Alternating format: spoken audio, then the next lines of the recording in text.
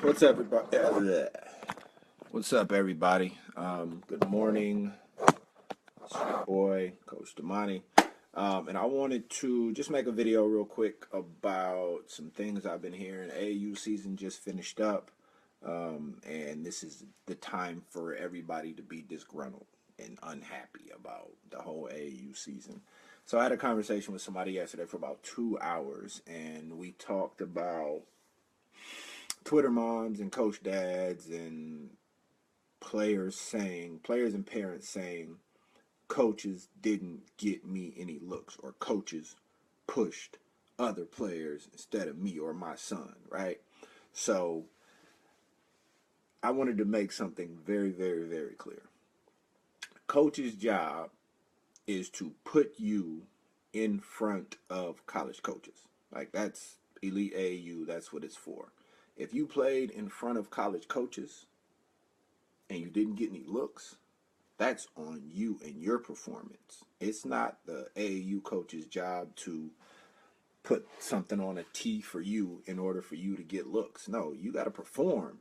Like, college coaches want kids who are going to perform. They don't want kids who have been coddled and babied. And I hate excuses when I hear people say coach didn't run nothing for me, or coach was pumping this kid or that kid, and coach was posting articles about this kid but not about my son. Like, did your son perform? Did your son perform? I coached AAU for many years. I coached at the college level. I coached 1 year at the D1 level. And coaches are always looking for kids who can play, man. I don't care what it is. Coaches are not worried about the hype. They want kids who can play. They want kids who are going to help them keep a job or get a better job.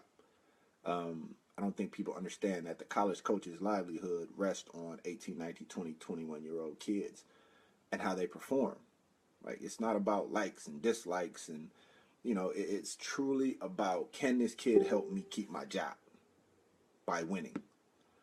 And I don't think people break it down enough like that. But, like, this coach is trying to feed his family, and your kid's got to perform.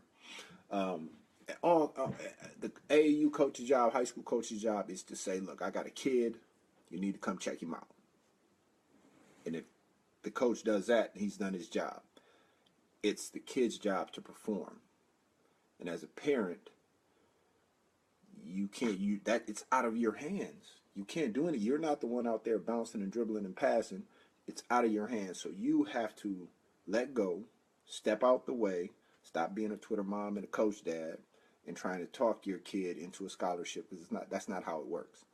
It's becoming epidemic. Parents are insane. Like, I don't know any other word that can describe it. Parents are becoming increasingly more insane and too involved. Twitter moms and coach dads are the norm now, and it's turning a lot of college coaches off. If a college coach has to choose between player A and player B, and they're the same kid, but one's got a set of parents that get it, and one's got a set of parents that don't get it, the kids with the set of parents that gets it is going to get that scholarship. Period. Dot. College coaches don't want to deal with Twitter mom and coach dad ever, ever, ever, ever, ever. So, parents, please take a step back. Please take a step back and get out the way. I told this to one of my dear friends. I told this to him a couple years back, and I said, all you can do is hurt the kid. Think about that. All you can do is hurt your kid. You can't help your kid get a scholarship. You can't help. You can help by getting him to and from practice, yes. But you having conversations and interjecting and being the coach dad or Twitter mom, you can't help that kid get a scholarship. So please take a step back. And young people, kids, it's not your coach's job to hoop for you, man. Like, you got to perform. You got to perform, and you can't blame everybody else for you coming up short. You can't blame everybody else for you coming up short. If you didn't perform in front of the college coaches, that's on you. It can't be everybody else's fault all the time. At some point, you got to turn around, look in the mirror, and say, maybe I'm not as good as I thought I was, or I didn't do my thing. I didn't find ways to be effective in the game. And seeing that's what kids fail to realize. Fail to realize when you're on a circuit with a really good team, and you got 5 or 6 kids that can score it. How about you defend?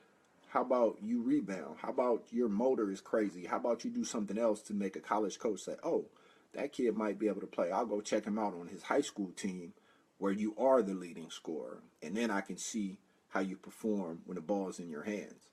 But other than that, like, dude, you got to perform, man. You can't rely on anybody else to do your job. Um, Parents, college coaches will stop recruiting your kid because of you. They will stop because of you. I've seen parents from every extreme, and it's great that parents can be involved in being in the front row and being a cheerleader. But when it comes to the recruiting process and just being overly involved, college coaches can sense that. And if you're a borderline kid, marginal kid I can find another one of, whew, I'm taking that other kid with the less headache. So don't be a headache to college coaches. Don't be in the way. Just support. Support, support, support. That's all. That's what your job is as a parent, just to support your kid. Get them to and from practice. Making sure they're eating healthy and getting alkaline water and staying hydrated. And making sure they're in the books. Like if you sit in front row at the game, every game, and you've never been in your student's high school classroom talking to his teacher, you're wrong. You're wrong. You need to change your approach, take a step back, and allow that kid to have some autonomy and allow him to flourish. Because I've seen a countless number of kids and fathers and sons butt heads over this thing because dad's too involved. Dad's pushing, or mom wants to be the manager or the agent. Like, I heard a story about a kid picking a high school. Like, what? Like, it's not just, I don't know. I'm rambling on, man, but I just want to do this because I have information that people need. Like, I'm not a guru, or I don't know everything about basketball or AAU, but I know a lot. I know a lot about how college coaches think, how they want to recruit, the type of kids they want to recruit. And I feel like it's my job to disseminate information to you guys because the way it's going now, I see a lot of parents hurting their kids. So don't be a hindrance. Just be of help. What's up, Ben? Christina? What up, Coach? Coach Lowe. And last thing before I go, I just wanted to shameless plug the book. Go get it. Pain in the Game, Damany Hendrix, written by yours truly. It's my life story, and there's a lot of nuggets in here that can really open up your eyes about the process of recruiting and being a successful college athlete, man. And I made my mistakes, and I documented my mistakes for those that are going to come behind me, and hopefully the book will help them not make the same mistakes that I did. So please go cop it. If you want a signed copy, hit me up, direct message, whatever. The Pain in the Game. Here's the cover. Pain in the Game, Damany Hendrix, yours truly.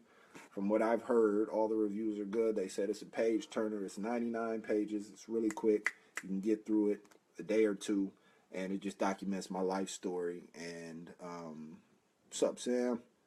I really enjoy open-minded to what you just said. Keep on pushing up.